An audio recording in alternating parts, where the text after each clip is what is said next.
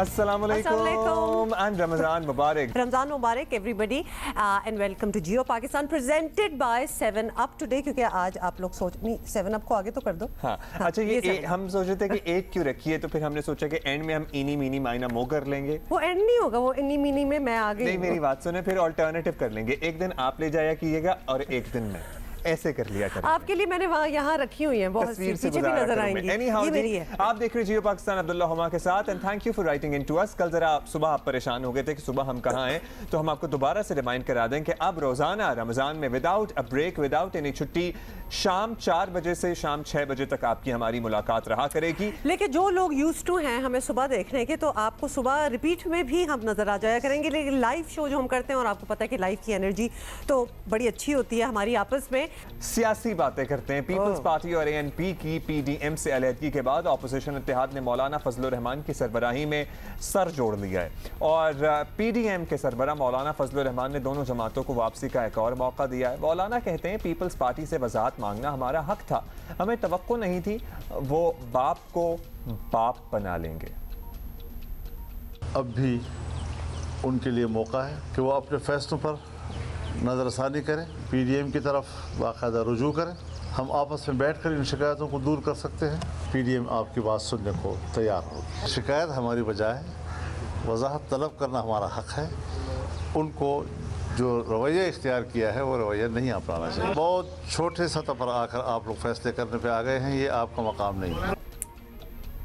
और आपको बताएं कि मौलाना तो वापसी का मौका दे रहे हैं, लेकिन ज़मीनी हक़ाइक़ ये है कि पीपल्स पार्टी को अब पीडीएम से बज़ाहिर कोई दिलचस्पी नहीं रही। वो पीडीएम के ओहदों से मुस्ताफ़ी हो चुके। पीडीएम के सेक्रेटरी जनरल शाहिद खाकान अब्बासी का कहना है कि जो इस्तीफ़ा दे उन्हें व्हाट्सएप ग्रुप से निकाल दिया जाता है। व्हाट्सएप ग्रुप से निकाला है, उनको बड़ी तकलीफ हुई है, लेकिन उन्होंने, मैं उसके लिए माजरत चाहता हूं, लेकिन जो आदमी इस्तीफा देते उसको निकाल दिया जाता है व्हाट्सएप ग्रुप से। अगर वो शामिल होना चाहते हैं तो फिर लिख कर भेज दें कि हम शामिल होना चाहते हैं। इस्तीफा उन्होंने लिख कर भेजा है, ये भी दे दें, व्हाट्सएप ग्रुप में शामिल हो जाएं। उन्होंने तो पीडीएम से लाताल्लुकी का इजहार कर दिया ना। पीपल्स पार्टी को अब चाहिए कि वकार से सियासत करे। घटिया बातें करने का किसी को हक हासिल नहीं है। मैं माजरत से ये कहता हूँ कि जितने बड़े ओहदे पर आप बैठे हों, इतनी एहतियात के साथ और इतनी ही वकार के साथ बात करनी चाहिए। देखिए, पहले लड़ाइयों का लेवल कुछ और होता था, अब इस बात पे भी लड़ाई हो सकती है कि आपने हमें व्हाट्सएप ग्रुप से क्यों निकाला। मेरी एक दफा इस बात पे लड़ाई हो चुकी है, तो अब व्हाट्सएप ग्रुप से निकालेगा ना अगला। वैसे कसम से थोड़ी सी ज़रा इंसान को तकलीफ ज़रूर महसूस होती है जब आपको कोई व्हाट्सएप ग्रुप से खुद निकाल दे। हालांकि बहुत से व्हाट्सएप ग्रुप्स आप खुद छोड़ना चाहते हैं, उसके बावजूद भी नहीं छोड़ सकते कि बुरा ना मान जाए। और आपको निकाल दे तो आपको ज़रूर बुरा लगता है। तो this is understandable. And then you know there is a new term which is FOMO, fear of missing out. तो जब आप व्हाट्सएप ग्रुप से आपको निकाला जाता है तो आपको टेंशन ये होती है कि उधर क्या बातें हो रही हैं, क्या शेयर हो रहा है, and I am not a part. अच्छा जी, पीपल्स पार्टी कमर ज़मान कायरा कह रहे हैं कि पीपल्स पार्टी पीडीएम के मुआहदों के एक एक लफ्ज के साथ खड़ी है। जो चार्टर 26 पॉइंट्स की सूरत में, ये 26 पॉइंट्स है, इस सूरत में वो मुआहदा लिखा गया, वो चार्टर लिखा गया, उस पर सारी जमातों ने दस्तखत किए हैं, इसलिए कि, और इसमें यह भी तय हुआ था कि हम इत्तेफाक राय से फैसले करेंगे। उसके साथ एक एक्शन प्लान दिया गया कि हम ये तय किस तरह करेंगे ये सफ़र। पीपल्स पार्टी इन दोनों मुआहदों के एक एक लफ्ज़ के साथ खड़ी है, एक एक कमिटमेंट के साथ खड़ी है। ऑपोजिशन इत्तेहाद इख्तलाफात की जिस सतह पर पहुंच चुका है, पीपल्स पार्टी या एएनपी के इत्तेहाद में वापसी का बज़ाहिर कोई इम्कान नहीं, लेकिन हमजा शहबाज जमानत पर रिहा हो चुके। आज ऑपोजिशन लीडर शहबाज शरीफ की जमानत भी मंजूर होगी और नून लीग में मुफाहमत पसंद सियासत का बयानिया अगर जोर पकड़ता है तो मुमकिन है पीपल्स पार्टी पीडीएम में वापसी के लिए तैयार हो जाए। क्या होता है जनाब कि इनकी व्हाट्सएप ग्रुप और पीडीएम में वापसी हो पाती है या नहीं। हमारे साथ मौजूद हैं सीनियर रहनुमा पाकिस्तान पीपल्स पार्टी नैयर हुसैन बुखारी साहब। बुखारी साहब, अब बात मुस्लिम लीग नून की नहीं है, आप लोगों के ही मुंतखब किए गए पीडीएम के सरबराह मौलाना फजलुर रहमान ने भी बता दिया कि किसी न किसी सूरत आपको अपोजिशन लीडर इलेक्शन वाले मामले पर वजाहत देना होगी। तो अगर उनको है कि आप लोगों ने BAP से वोट क्यों लिए, तो वजाहत आई गेस उनका मांगना हक है, और आप क्यों नहीं दे रहे वजाहत? हमें वजाहत देने की कतई ज़रूरत नहीं है, और मौलाना साहब को ये सोचना चाहिए कि PDM के सरबराह के तौर पे आपको अपना किरदार अदा करना चाहिए था, जो किरदार मौलाना साहब ने अदा नहीं किया, और सिर्फ नून के साथ मिल के अपने फ़ैसले मुसल्लत करने की कोशिश की गई। मौलाना साहब PDM के सरबराह हैं, तो उनको तमाम जमातों को साथ लेके चलना चाहिए था। मौलाना साहब से मेरा ये सवाल है कि मौलाना साहब, जब सरबराही इजलास में फ़ैसला हुआ कि 26 मार्च को लॉन्ग मार्च होगा, तो उस वक़्त तो इस्तीफ़ों वाली शर्त साथ मुंसलिक नहीं थी, और 16 मार्च को जब ये मीटिंग हुई, सरबराही इजलास हुआ, तो वहाँ पे आपने कहा कि जी लॉन्ग मार्च मौसर तब होगा कि हम इस्तीफ़े इस्लामाबाद आके दें। तो हमारा सवाल मौलाना साहब से है कि 2 दिन कबल आपने बग़ैर मुशावरत किए, और मरीम नवाज़ साहिबा ने बग़ैर मुशावरत किए PDM के इजलास में आपने इस्तीफ़ों को मौसर बनाने के लिए और इस्तीफ़ों को मुंसलिक करने के लिए ऐलान कर दिया कि लॉन्ग मार्च के अख्ताम पे हम इस्तीफ़े देंगे। ये जो अमल था आपका, ये उन चार्टर के मुताबिक नहीं था जो 26 इस निकात का चार्टर जी था। बुखारी साहब, अब ये भी बताइएगा, जी बुखारी साहब ये भी बताइए कि पीपल्स पार्टी अब कम से कम इंतजामी सतह पर तो PDM का हिस्सा नहीं रही, इत्तेहाद का हिस्सा रहे, ये भी ज़्यादा मुमकिन नज़र नहीं आ रहा फ्रैंकली। तो फिर अब आपको अपना रास्ता तय करना होगा। क्या अब पीपल्स पार्टी हुकूमत के साथ साथ जमीयत उलमा इस्लाम और मुस्लिम लीग नून की भी अपोजिशन बनेगी? अब तो ऑब्वियसली कोई वर्किंग रिलेशनशिप भी बनाना बड़ा मुश्किल हमें नज़र आ रहा है। आप क्या सोच रहे हैं? कतई नहीं जी, हम तो अपोजिशन मौजूदा हुक्मरानों की हैं, और हमारी जो परफॉर्मेंस है वो पार्लियामेंट के अंदर भी सामने है और पार्लियामेंट के बाहर भी सामने है। हुकूमत के हर वो काम जो मफाद आमा के ख़िलाफ़ होगा, जो पाकिस्तान के मफाद के ख़िलाफ़ होगा, जो आवाम के ख़िलाफ़ होगा, उसकी बिल्कुल मुखालफत हम पार्लियामान के अंदर भी करेंगे, पार्लियामान की बाहर भी करेंगे। और हम ये समझते हैं कि अगर दीगर अपोजिशन की जमातें जो नेशनल इश्यूज़ हैं उस पर हमारे साथ अगर वो तावन करेंगी, तो उनको तावन करने का बिल्कुल हक़ बनता है, और समझते हैं कि अपोजिशन को मिलके हुकूमत की मुखालफत करनी चाहिए। लेकिन ये कोई समझे कि पाकिस्तान पीपल्स पार्टी सिर्फ PDM में बैठ के ही अपोजिशन कर सकती है, तो ये कतई दुरुस्त बात नहीं। पाकिस्तान पीपल्स पार्टी ने इस मुल्क में कई आमरों का मुकाबला भी किया और अपोजिशन भी की, और उस अपोजिशन में बहुत सारी कुर्बानियाँ भी दी और बहुत सारा जबर भी बर्दाश्त किया। चलें जी, बहुत शुक्रिया आपका। नईर हुसैन बुखारी साहब हमारे साथ मौजूद थे।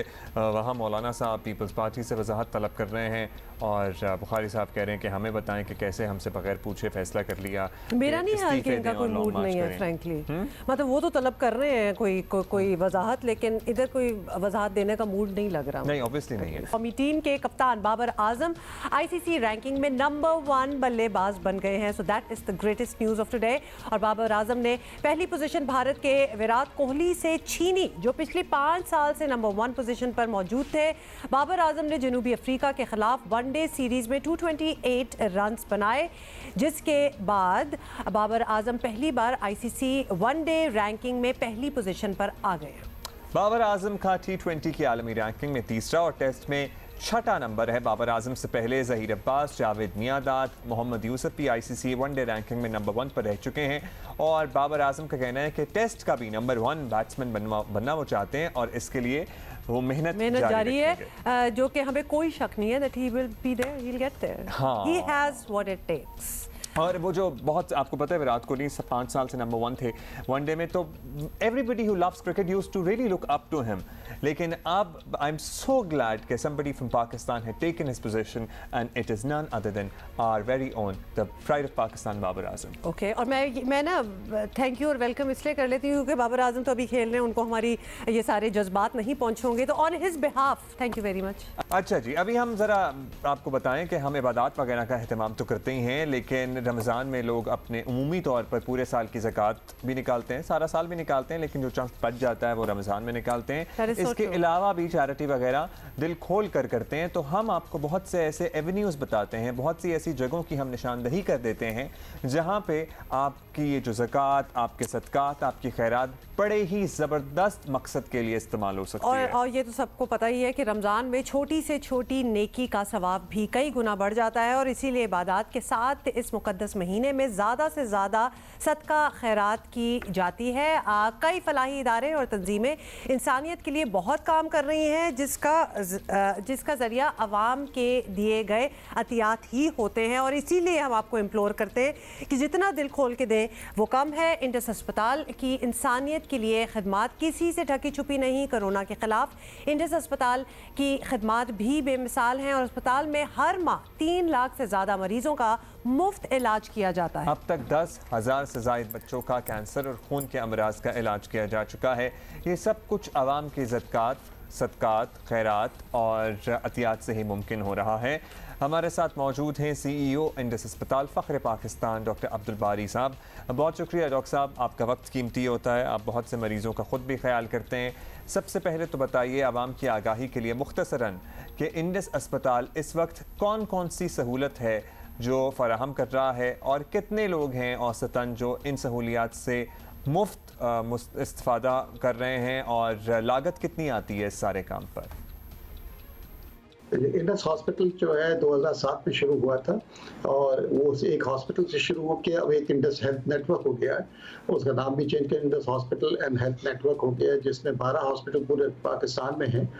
इस वक्त यहाँ तकरीबन और इसके अलावा पब्लिक हेल्थ के प्रोग्राम है हमारी, जो कोई 4 ब्लड सेंटर्स हैं, 4 फिजिकल रिहेबिलिटेशन सेंटर हैं और 51 डिस्ट्रिक्ट्स में हमारे पब्लिक और प्राइमरी हेल्थ के प्रोग्राम चल रहे हैं और माहाना तकरीबन 4.5 लाख मरीज मुस्तफ़ीज़ होते हैं और इस वक्त हमारा सालाना बजट तकरीबन 30 अरब रुपए का है। डॉक्टर बारी, आपसे ये भी सुनना चाहेंगे, बहुत से लोग हैं जो सुन रहे हैं हमें, कि फ्यूचर प्लान्स क्या हैं आपके? ठीक है, हमारा ख्याल यही है कि पाकिस्तान के हर सूबे के हेडक्वार्टर के अंदर एक हॉस्पिटल होना चाहिए। कराची का जो हॉस्पिटल है वो 300 बेड का, इसको हम एक्सपेंड करके कोई 1350 बेड का बना रहे हैं। इंशाल्लाह अगले 2 साल के अंदर ये कंप्लीट हो जाएगा। लाहौर में 600 बेड का हॉस्पिटल तैयार हो रहा है, उसमें से 150 बेड जून में शुरू हो जाएंगे। इसी तरह हम पेशावर में और कोयटा में एक हॉस्पिटल बनाएंगे।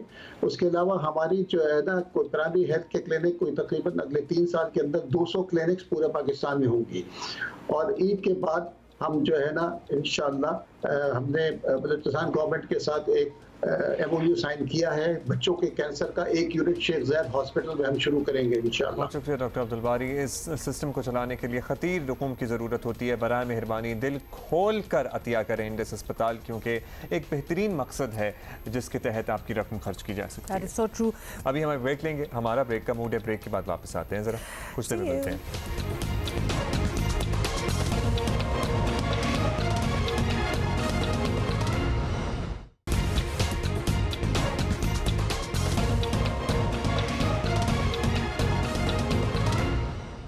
बेहतर वैसे ये है कि हम आपको अर्ज करेंगे कि आप ज़्यादातर चीज़ें अपने घर से बनी हुई इस्तेमाल करें। अभी हम ज़रा कोरोना की बात कर लेंगे, क्योंकि हम परेशान हो गए लिटरली नंबर्स देख के। कोरोना वायरस मुल्क भर में तबाही फैला रहा है लिटरली। अब हम ये कह रहे हैं इसलिए क्योंकि एक दिन में 135 अफराद इंतकाल कर गए हैं और अब तक इस साल में होने वाली सबसे ज़्यादा किसी भी एक दिन में अमवात हैं। गुज़श्ता साल 25 जून को कोरोना में सबसे ज़्यादा 148 अमवात रिकॉर्ड की गई थी, वो दैट वाज लास्ट ईयर। इस साल में this is the highest one. We are already, मतलब 148 अगर लास्ट ईयर थी, 135 पे हम पहुंच चुके हैं। Not that it's a competition, और बट इट पिछले साल जस्ट आपको शोज पता है यू। कि ज़्यादा कंप्लायंस था SOP वगैरह का। आपको बताएं NCOC के एलामिये के मुताबिक मार्केट्स जो हैं वो सहरी से शाम 6 बजे तक खुली रहेंगी। हफ्ता इतवार को कारोबार बंद रहेगा। इफ्तार से रात 12 बजे तक होटल्स के बाहर खाने की इजाज़त होगी और बैनुल-सूबाई ट्रांसपोर्ट जो है जो कि विद इन द कंट्री है वो दस्तूर जो है वो हफ्ते में 2 रोज़ बंद रहेगा। ये सारी नई चीज़ें हैं। NCOC के सरबराह असद उमर भी तस्लीम कर रहे हैं कि हालात गलत रुख पर जा रहे हैं। जिस तरीके के हिफाजती इकदाम होने चाहिए थे, SOPs पे अमल दरामद होना चाहिए था, उन पे अमल दरामद करने के लिए इंतज़ामी कार्रवाई होनी चाहिए थी, वो नहीं हुई बर वक्त। और ये हम बार बार इस बात को उठाते रहे और आखिरकार ये सूरत हाल पैदा हुई कि वही जो बात जिसका हम बार बार, आप पुराने मेरे बयान देख लें, NCOC की स्टेटमेंट्स देख लें, कि कहीं ऐसी सूरत हाल ना पैदा हो जाए कि हमारा पूरा अस्पताल का निज़ाम जो है वो दबाव के अंदर आ जाए, और वही आजकल हमें नज़र आ रहा है। अच्छा जी, बलूचिस्तान की सूरत हाल मालूम करेंगे। ये भी बता दिया गया है बलूचिस्तान में तर्जुमान की तरफ से कि अगर तो ना कंप्लायंस किया लोगों ने SOP तो मुकम्मल लॉकडाउन के अलावा कोई नहीं होगा चारा। बलूचिस्तान से हमें ज्वाइन कर रहे हैं तर्जुमान लियाकत शाहवानी साहब। शाहवानी साहब, हुकूमत को आवाम से बड़ी शिकायत है कि वो कोरोना SOP पर अमल नहीं कर रहे हैं। आवाम का रवैया तो प्रॉब्ली यही रहना है, तो हुकूमत ने क्या सोचा है? आप लोग लॉकडाउन लगाने का सीरियसली सोच रहे हैं या और भी कुछ ऑप्शंस हैं? केसेस तनासुब के लिहाज से बढ़ रहे हैं बलूचिस्तान में, लेकिन तादाद के लिहाज से कम है। मज़ीद अगर इस तरह बढ़ते हैं तो यकीनन पिछले साल भी 20 मार्च को बलूचिस्तान गवर्नमेंट ने लॉकडाउन का फैसला किया और इम्पोज करके हमने वो दिखाया था, और जिस जिस उसकी वायलेशन की उनके खिलाफ कार्रवाइयाँ हुई, गिरफ्तारियाँ हुई, बहुत सारे शॉप सील हुए, बहुत सारे जो पब्लिक ट्रांसपोर्ट की गाड़ियाँ हैं उन्हें हमने जो है चालान किया, और इस अमल को अगेन दोहराया जा सकता है। लेकिन हम ये चाहते हैं कि पहले लोगों को हम वार्न करें ताकि फिर लोग हमसे गिला ना करें। पिछले साल लॉकडाउन में 8 लाख डेली वेजेस वर्कर्स वो बेरोजगार हो गए थे और उनको राशन की फराहमी बड़ा मुश्किल हमल था बलूचिस्तान गवर्नमेंट के लिए। हलगर्ज के हमने लोगों को सर्व किया। इसके अलावा लाखों जो है लोग वो ख़त गुर्बत से नीचे चले गए थे। अभी हम लोगों को मुतनब्बे कर रहे हैं कि केसेस बढ़ रहे हैं, और जब केसेस ज़्यादा बढ़ेंगे हमारे पास इस वक्त लॉकडाउन के अलावा कोई रास्ता नहीं बचता। शाहवानी साहब, यकीनन पिछले साल तो बहुत सी चीज़ें थी, वो पहली बार ही कर रहे थे तो बड़ा मुश्किल लग रहा था, लेकिन अब हमें लगता है ये है कि हमें यूज़ टू हो जाना चाहिए था कि क्या होना चाहिए क्या नहीं। रमज़ानुल मुबारक भी है और मसाजिद में SOPs कायम करवाना अज़ ख़ुद एक बहुत बड़ा चैलेंज है, तो इसके लिए हुकूमत की क्या तैयारी है? तैयारी देखिए हमारी मुकम्मल है। सदर मुमलिकत आरिफ अलवी साहब के ज़ेर सदारत पिछले साल उलमा कराम का जो कॉन्फ्रेंस हुआ था, उस इजलास में जो गाइडलाइंस SOPs इस्टेब्लिश किए गए, पिछले साल भी हमने उस पर अमल दरामद कराया। मौलम जो हमारे उलमा कराम हैं उनके साथ इंगेज हुए, मीटिंग्स हमने किए, उन्होंने बहुत हद तक ताउन किया और वो SOPs पे अमल दरामद हो सका। इस साल इसी तरह अगेन, चूँकि 3rd वेव के दौरान जो है रमज़ानुल मुबारक का महीना जो है आन पहुँचा है, तो इस हवाले से उन्हीं गाइडलाइंस, उन्हीं खतूत और उन्हीं सतूर की बुनियाद पे उलमा कराम से हमारी मीटिंग्स हुई हैं, उन्होंने एग्री किया है, और जो हमारे डिस्ट्रिक्ट एडमिनिस्ट्रेशन हैं वो भी बड़ा वाचफुल रहेंगे, सुपरवाइज़ करेंगे इस तमाम सूरत हाल को। और हम गुजारिश कर रहे हैं कि जब तक पब्लिक, उलमा कराम हम सब मिल के SOPs पे अमल दरामद ना करें, तब तक जो है उस पे अमल दरामद जो है उसको ऑब्जर्व करना SOPs को बड़ा मुश्किल है। ठीक, बहुत बहुत शुक्रिया आपका शाहवानी साहब। जाहिर है कि कोई चारा फिर नहीं रह जाता जब अवाम SOPs पर अमल दरामद ना कर रहे हों और कोरोना वायरस फिर आप जितनी भी उनके लिए कोशिश कर लें और आप चीज़ें सेटअप कर लें, अगर जिसने नहीं मानना उसने नहीं मानना, लेकिन please let us not go there. अच्छा जी, अभी let us not also forget कि अभी जो मुल्क में 2-3 दिन से सूरत हाल बनी हुई है, एंड आपको पता है कि एक जमात की तरफ से एहतजाज का सिलसिला जारी है, और वहाँ तो आप समझ ही सकते हैं कि कितना कोई SOP वगैरह का ख्याल किया जा रहा होगा। इसके बाद भी एक बड़ी तादाद में केसेस रिपोर्ट हो सकते हैं। That is very true. अच्छा जी, हमारे इंतजार कर रहे हैं, इस वक्त हमारे साथ मौजूद हैं मामले खुसूसी वज़ीर आला खैबर पख्तूनख्वा कामरान बंगश साहब। बंगश साहब, खैबर पख्तूनख्वा में कोरोना की सूरत हाल इंतहाई ख़तरनाक नज़र आ रही है, मुस्बत केसेस की शरह बहुत बढ़ चुकी है, तो क्या हुकूमत SOPs पर अमल करवाने में मुकम्मल नाकाम रही है या कोई और प्लान आपने सोचा है? खैबर पख्तूनख्वा में सिर्फ अगर पिछले 24 घंटे की बात करें तो तकरीबन 49 के करीब लोग जो है वो कोरोना की वजह से वफ़ात पा चुके हैं, जो कि बहुत बड़ा नंबर है। ये तीसरी लहर जो है वो बहुत शिद्दत इख्तियार कर चुकी है। आपने जो बात की है कि हुकूमत नाकाम, तो देखें दुनिया की कोई भी हुकूमत जो है वो सिर्फ इन्फोर्समेंट से जो है SOPs की अमल दरामद नहीं करा सकी। डेवलप्ड ममालिक को भी आप देख लें तो हमारी रिक्वेस्ट ये है कि आवाम कोऑपरेट करें। हम अपनी तरफ से जितनी भी रिस्ट्रिक्शंस हैं, जितनी भी हमने SOPs इम्प्लीमेंटेशन के लिए मेजर्स लिए हैं वो हम कर रहे हैं। हमें सिर्फ सपोर्ट की ज़रूरत है आवाम की तरफ से। फर्स्ट और सेकंड वेव में बहुत ज़्यादा कोऑपरेशन रही, थर्ड वेव को अनफॉर्चुनेटली आवाम जो है वो सीरियसली नहीं ले रही। तो आपके तवस्सुत से भी हमारी अपील है और आवाम भी खुद देख लें, क्योंकि अगर यही हालात रहे तो फिर हमें मज़ीद सख्त इक़दाम उठाने पड़ेंगे। आवाम तो नहीं करेंगे आई गेस, और वज़ीर आज़म खुद भी कह चुके हैं कामरान साहब के खुदा न खास्ता फिर लॉकडाउन लगाना पड़ सकता है। खैबर पख्तूनख्वा में बज़ाहिर बात क्या लग रहा है आपको? आप ऑब्ज़र्व कर रहे हैं हद से गुजर चुकी है और इसके बावजूद भी क्या ऑप्शन रखा नहीं गया है लॉकडाउन का, या आप लोग सीरियसली गौर कर रहे हैं? देखें, लॉकडाउन जो है, कंप्लीट लॉकडाउन बहुत ही एक सख्त इकदाम है। हम ये समझते हैं, वज़ीर आज़म इमरान ख़ान साहब भी यही और वज़ीर आला महमूद ख़ान भी, कि इससे जो है हम इकनॉमिकली बड़ा हिट होंगे, हमें माशी तौर पर बहुत मुश्किलात होंगी, हम एक गरीब सूबा हैं। तो वो ऑप्शन जो है अभी आखिरी ऑप्शन है। उससे पहले हमने ताजिर बरादरी को भी अपने साथ इन्वॉल्व रखा, इन्वॉल्व कर रहे हैं। हम उलमाए कराम को भी, तमाम मकातिब फ़िक्र को भी हम अपने साथ इन्वॉल्व रख रहे हैं, ताकि हम मिल बैठ कर इन SOPs के ऊपर अमल दरामद में। मास्क का पहनना कोई इतना बड़ा मुश्किल काम नहीं है। ये तीसरी लहर के बाद यकीनन वैक्सीनेशन भी जो है वो ज़्यादा तेज़ हो जाएगी। तो रिक्वेस्ट यही है, कंप्लीट लॉकडाउन हमारे पास आखिरी ऑप्शन है, हम फ़िलहाल उस ऑप्शन को नहीं यूज़ कर रहे। बहुत शुक्रिया कामरान बंगश, हमसे बात करने का। बहुत मुश्किल बात है ये, और वाकई आपने पॉइंट आउट किया कि दुनिया में अगर आप देख लें कि वो सख्ती से SOPs को फॉलो करवाना बड़ा मुश्किल है। हमारी आवाम को भी वैसे तो समझ जाना चाहिए। एक मास्क की बात है, प्लीज़ पहन लें। नहीं कहते ना रखें, फिजिकल डिस्टेंसिंग नहीं रख पा रहे, मास्क तो पहन लेना। ब्रेक के बाद मिलिए।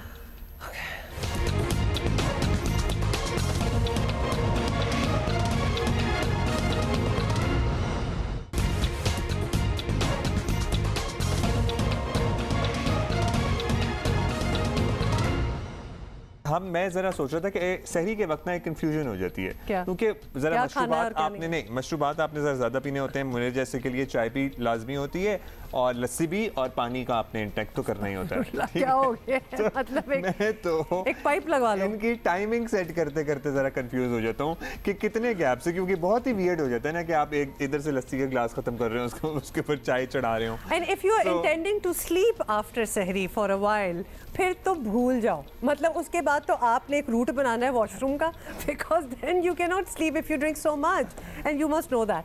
अच्छा, दूसरी बात ये है कि हाउ इंटरेस्टिंग आर वी, सारे पाकिस्तानी और मुसलमान जो हैं, ज़िंदगी गुजर जाती है रोज़े रखते हुए, और हर आइडिया, हर चीज़ हम ट्राई कर चुके होते हैं, लेकिन एवरी रमज़ान इज़ न्यू। हाँ। उसमें एक नए तरीके से, जी इस बार हम ये करें जिस तरह आप बता रहे थे, और उस बार हालांकि we have done everything. Ramzan मुबारक का आगाज़ हो चुका है, लेकिन बदकिस्मती से दोबारा आपको बताएंगे कि वबा मुसलसल दूसरे रमज़ान भी हमारे दरमियान मौजूद है, और ज़्यादा परेशान कुन बात यह है कि कोरोना की तीसरी लहर ज़्यादा जानलेवा है। और पिछली मरतबा आवाम ने रमज़ान के दौरान कोरोना SOPs पर भरपूर अमल किया था, आपको याद ही है। इसलिए दोबारा से हम ये गुजारिश करेंगे कि एहतियात का दामन थामे रखें। अच्छी बात यह है कि मुल्क में इस वक्त कोरोना वैक्सीन लगाई जा रही है, जो इस बीमारी का वाहिद तोड़ भी है, और उलमाए कराम ने फतवा जारी किया है कि रोज़े की हालत में भी वैक्सीन लगाई जा सकती है। वैक्सीन लगवाने के कौमी फरीज़ा समझें, ताकि अगले साल हम सब इस किस्म की पाबंदियों के बगैर इंशाअल्लाह फिर रमज़ान की इबादतों का सिलसिला जारी रहे। कितनी अच्छी बात की है वैसे। इस पर जितना कुछ करना है वो कर लें, ताकि ये चीज़ ज़रा कम हो, एंड वाकई we can get back to normal. वरना ये नॉर्मल वाली बात कभी होनी नहीं है। खैर, हमारे साथ इस वक्त मौजूद हैं VC Lahore university of health sciences doctor Javed Akram. Doctor साहब, रमज़ानुल मुबारक का आगाज़ है, हमें इस माह मुबारक की बरकतें भी ऑब्वियसली समेटनी है, और कोरोना से भी बचना है। बड़ा मुश्किल है वैसे तो क्या रोज़े के साथ कोरोना वैक्सीन लगवाना मुकम्मल महफूज है? इस लिहाज से जामिया शरफिया में हज़रत हाफ़िज़ मौलाना फ़ज़ल रहीम साहब, जो हमारे भाई भी हैं, बहुत बड़े आलम भी हैं, जामिया शरफिया के मोतमिद भी हैं, उनसे मेरी पूरी बातचीत हुई, मीटिंग हुई, हर चीज़ हुई, और उनसे मैंने फतवा हासिल किया जो मैं आपसे शेयर कर रहा हूँ कि वैक्सीन लगाने से हरगिज़ रोज़ा नहीं टूटता।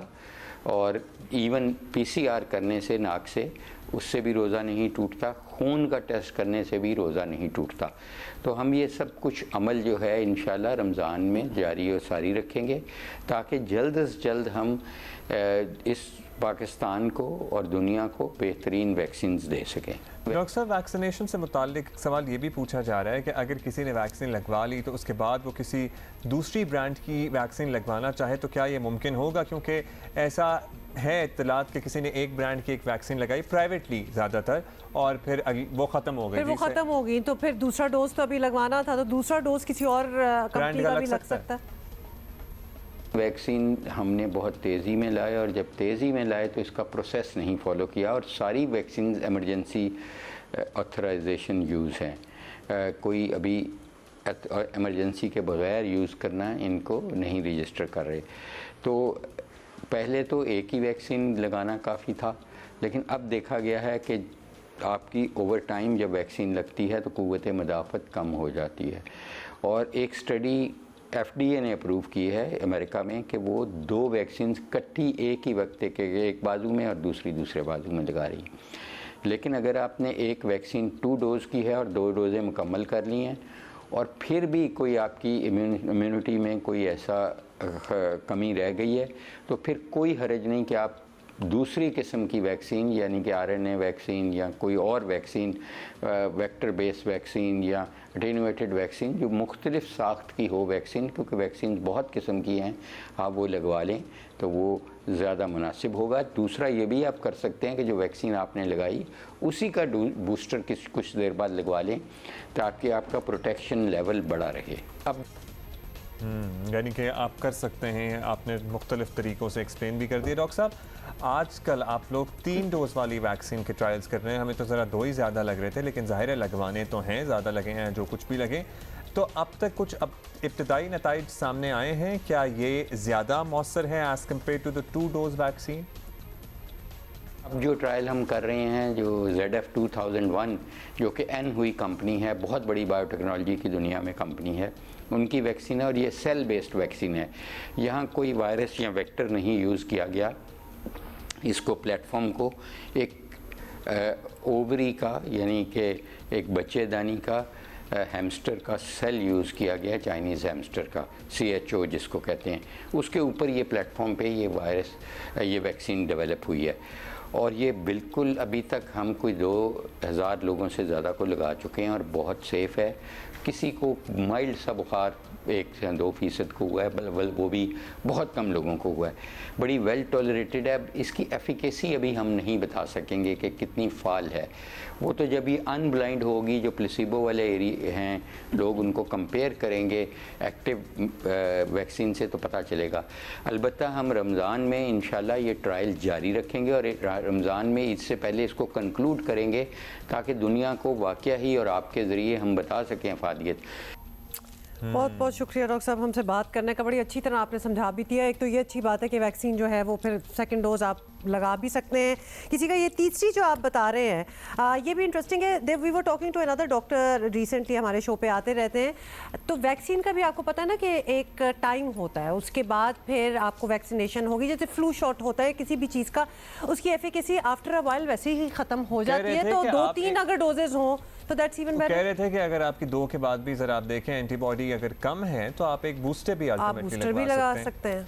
सो ये सारी चीज़ें हैं। Thank you doctor Javed Akram साहब। आपको जल्दी से बताते हैं for people who are a little confused again, जी हम आया करेंगे रोज़ आपके साथ होंगे 4 से 6 लाइव करेंगे वही जो हम आप you have become used to being with us. थोड़ा सा न्यूज़ हम करते हैं, आपको अपडेट करते हैं every single day in the month of Ramzan और विदाउट एनी ब्रेक।